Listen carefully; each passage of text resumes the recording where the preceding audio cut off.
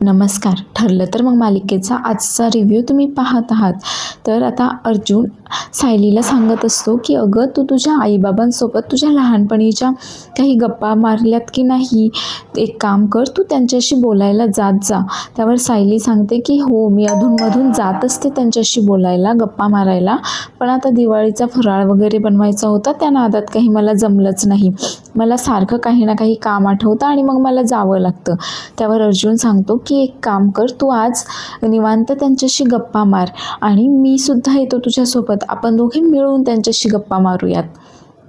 तर सायली सांगते की चालेल, आपण थोड्या वेळाने जाऊयात त्यांच्याशी गप्पा मारायला, तोपर्यंत तुम्ही तुमचं काम करा, मी प्रतिमा आत्याला फोन करते. आता सायली इकडे प्रतिमाला फोन करते, तर प्रतिमा आणि रविराज दोघेही चहा पीत बसलेले असतात. तर सायलीचा फोन आल्यानंतर प्रतिमा फोन स्पीकरवर टाकते. तर सायली त्यांना सांगत असते की एक खूप आनंदाची बातमी आहे, आता पूर्ण आजी पण घरी आल्या आहेत आणि यावर्षीची दिवाळी साजरी करण्यासाठी त्या आपल्या सोबत आहेत. तर हे ऐकल्यावर रविराज आणि प्रतिमा दोघेही खूप आनंदित होतात. पण तेवढ्यातच तिथे तन्वी येते व तन्वी त्यांना दोघांनाही दिवाळीच्या शुभेच्छा देत असते. मात्र तन्वी तिथे आलेली हे दोघांनाही आवडत नाही. प्रतिमा तर तिथनं निघूनच जाते. आता तन्वी बोलत असते की बाबा, मी तुम्हाला दिवाळीच्या शुभेच्छा देण्यासाठी इथे आले आहे. तिकडे ते सायलीचे आईबाबा घरी आले आहेत आणि सर्वजण त्यांच्याशी किती छान वागत आहेत बरं, पण इथे माझे सख्खे आईबाबा मात्र माझ्याशी नीट बोलत नाहीत. त्यावर रविराज बोलतो की याला कारणीभूतसुद्धा तूच आहेस आणि तोही तिथून निघून जातो. तर इकडे बाजूलाच नागराज बसलेला असतो आणि हे सगळं ऐकल्यानंतर तो मात्र हसत असतो. आता मात्र तन्वी फार जास्त चिडते आणि नागराजला बोलत असते की काय झालं हसायला, खूप हसायला येतंय का? त्यावर नागराज सांगतो की हसू नाही तर मग काय करू, अगं हे तुझे खोटे आईबाबा आहेत, त्यांना तुझ्याबद्दल किती प्रेम जिव्हाळा आहे हे पाहून बरं वाटलं, आणि तुझे ते खरे आईबाबा, त्यांना आहे की नाही तुझ्याबद्दल काही प्रेम आदर वगैरे. आता हे ऐकल्यावर तन्वी घाबरते की कोणी ऐकू नये हे, व त्याला बोलत असते की सांगा, सगळ्यांना सांगा, आता दवंडीच पिटवा सगळीकडे. हे कशी माणसं आहेत ती, एकदम अशी संधी साधू वगैरे माणसं आहेत ती, एकदम स्वार्थी आहेत, आणि जे माणसं त्यांच्यावर उपकार करतात, त्यांना मदत करतात, त्याच लोकांच्या पाठीमध्ये ती खंजीर खूप असतात, अशी माणसं आहेत ती. यावर नागराज बोलतो की प्रिया, हे तू तुझंच वर्णन करत आहे सगळं. आता मला कळालं की तुझ्यामध्ये हे सगळे गुण जे आहेत ते कुठून आले आहेत.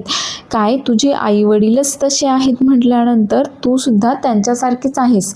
आता हे ऐकल्यानंतर तन्वी मात्र फार गोंधळलेली असते. तर इकडे सायली आणि अर्जुन आता सदाशिव आणि मैनावतीकडे गप्पा मारण्यासाठी आलेले असतात आणि सायलीने त्यांच्यासाठी चहा देखील आणलेला असतो.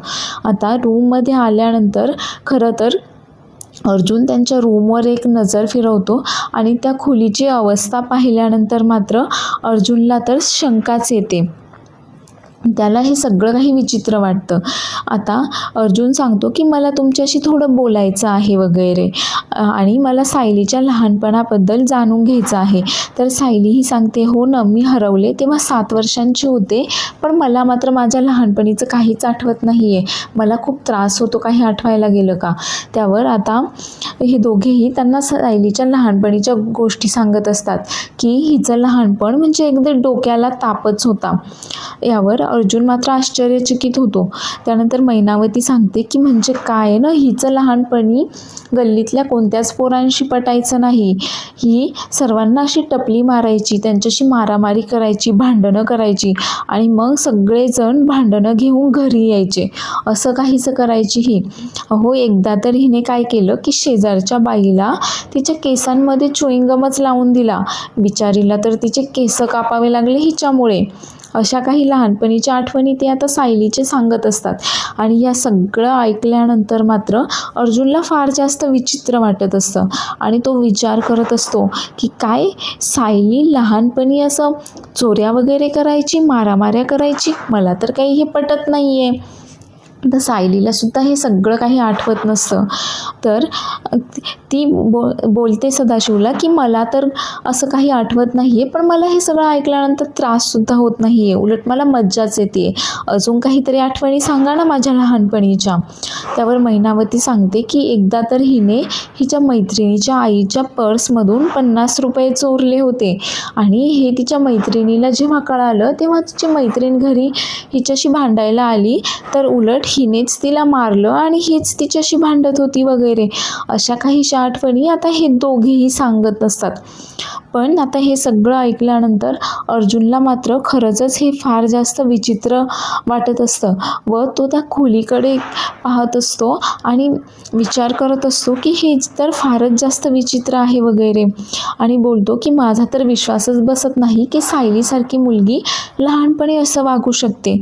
त्यावर सदाशिव बोलतो की हो ना, पण आता पहा आमची सायली किती गुणी बाळ झाली आहे, किती छान वागते वगैरे. त्यावर सायलीही बोलते की हो, कारण त्यानंतर मी मधुभाऊंच्या संस्कारामध्ये वाढले, त्यामुळे माझ्यामध्ये इतके जास्त बदल झालेले आहेत. मात्र अर्जुनला खरोखरच ही फार जास्त विचित्र वाटत असतं. तर आता इकडे तन्वीसुद्धा किल्लेदारांच्या घरून परत यायला निघालेली असते.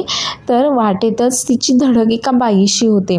आता खरं तर ही साक्षी जी रूप बदलून समीरा शेखर बनून आलेली असते, तिच्याशी आता या तन्वीची धडक होते. आता तन्वीने खरं तर तिला नीटसं पाहिलेलं नसतं, त्यामुळे तन्वीच्या लक्षात येत नाही की ही साक्षी आहे म्हणून. पण नंतर मात्र तन्वीच्या लक्षात येतं की या बाईला कुठेतरी पाहिलं आहे आणि ती त्याला आवाज देऊन थांबवण्याचा प्रयत्न देखील करते, पण ती मात्र तोपर्यंत तिथून निघून गेलेली असते. तर आता संध्याकाळच्या वेळेला सुभेदारांच्या घरामध्ये मस्त लक्ष्मीपूजनची सगळी काही तयारी झालेली असते आणि तेवढ्यातच पूर्णा आजी सायलीसाठी हार घेऊन येतात आणि अर्जुनकडे तो हार देऊन अर्जुनला तो सायलीला घालायलाही सांगतात. तर अर्जुन आता सायलीला तो पूर्णा आजीने आणलेला हार घालून देतो. तर सायलीलाही तो हार फार आवडतो. सगळेच जण खुश असतात, पण मात्र तन्वी आणि अश्विन यांना काही ही गोष्ट पटलेली नसते. आता इकडे पूजा सुरू होते हार घातल्यानंतर. तर अर्जुन आणि सायली हे दोघेच पूजा करायला बसलेले असतात व ते आता लक्ष्मीपूजनची पूजा वगैरे करत असतात दिवाळीची. आणि पूजा झाल्यानंतर पूर्णा आजी सांगतात की आता आपण आरती करूयात. त्यानंतर आरतीही होते आणि आता सायली सर्वांना प्रसादही देते. तर सर्वांना प्रसाद देऊन झाल्यानंतर सायली अश्विन आणि तन्वीलाही प्रसाद द्यायला आलेली असते, पण तन्वी खरं तर तोंड वाकडं करतच तो प्रसाद घेते. त्यानंतर मात्र पूर्णा आजी सांगतात की मला थोडंसं थकल्यासारखं वाटतंय, मी माझ्या खोलीमध्ये जाऊन आराम करते. तर सायली त्यांना विचारते की हा हार मी आता काढून ठेवला तर चालेल का? मला आता स्वयंपाक करायचा आहे आणि मला या हारामुळे फार अवघडल्यासारखं वाटतंय. त्यावर पूर्णा आजी तिला सांगतात की अगं हो, तो हार तुझाच आहे, त्यामुळे तू तो काढून ठेव. त्यानंतर सायली तो हार काढून ठेवते आणि स्टडी रूममध्ये एका ड्रॉवरमध्ये तो हाराचा बॉक्स नेऊन ठेवते. आता सदाशिव आणि मैनावती मात्र पाहतच असतात की सायली तो हार कुठे ठेवतीये, कारण त्यांना तो चोरायचा असतो. तर अश्विन आणि तन्वी आता त्यांच्याशी कोणी बोलत नाही आहे म्हणून तिथून निघून जातात आणि अर्जुनला देखील कसलीशी ऑनलाईन मीटिंग असल्यामुळे तोही त्याच्या रूममध्ये निघून जातो. तर अस्मिता कल्पनाला सांगत असते की मम्मा, तू मला तुझी साडी नेसायला देणार आहेस ना, मग दाखव ना मला ती साडी. आणि त्या दोघीही साडी पाहण्यासाठी त्यांच्या रूममध्ये जातात. आता इथे कोणीच नाही आहे हे पाहून सदाशिव आणि मैनावती तो हार चोरायचा ठरवतात. तर सदाशिव मैनावतीला सांगतो की मैने, आता इथे कोणीच नाही आहे, त्यामुळे पटकन जाऊन डल्ला मार. तर मैनावती आता तिथे स्टडी रूममध्ये येऊन पटकन तो बॉक्समधनं हार काढते आणि तिच्या साडीमध्ये लपवून इकडे तिकडे कोणी पाहत नाही आहे ना आपल्याला हे पाहत ती आता पटकन तिच्या रूममध्ये निघून जाते. तर सदाशिव देखील लक्ष ठेवत असतो की आपल्याला कोणी पाहत नाही आहे ना वगैरे, आणि मैनावती तिथून निघून गेल्यानंतर तो सुद्धा पटकन तिथून निघून जातो. तर थोड्या वेळाने आता अस्मिता सायलीकडे येते व बोलते की बाळाला बेसनाचा लाडू खायचा आहे. तर सायली तिला बेसनाचा लाडू देते. तर लाडू खाताना अस्मिता बोलते की मी आता मस्त लाडू खाताना सेल्फी काढते आणि माझ्या नवऱ्याला पाठवते, म्हणजे तो मस्त जळेल. आणि सायली तुझा हार पण दे ना मला, मी तो हार गळ्याला लावून मस्त सेल्फी काढणार आहे नवऱ्याला पाठवायला. त्यावर सायली सांगते की अजिबात नाही माझा हार असा गळ्याला लावायला वगैरे कोणालाही मिळणार नाही, हवं तर तुम्ही तो गळ्यात घालून सेल्फी काढा आणि तुम्हाला आवडला असेल तर तुम्ही भाऊबीजेला सुद्धा घाला. आता असं ऐकल्यानंतर अस्मिता तिला हार कुठे ठेवला आहे ते विचारते आणि लगेचच स्टडी रूममध्ये येऊन ते ड्रॉवर उघडून ती हार घ्यायला जाते.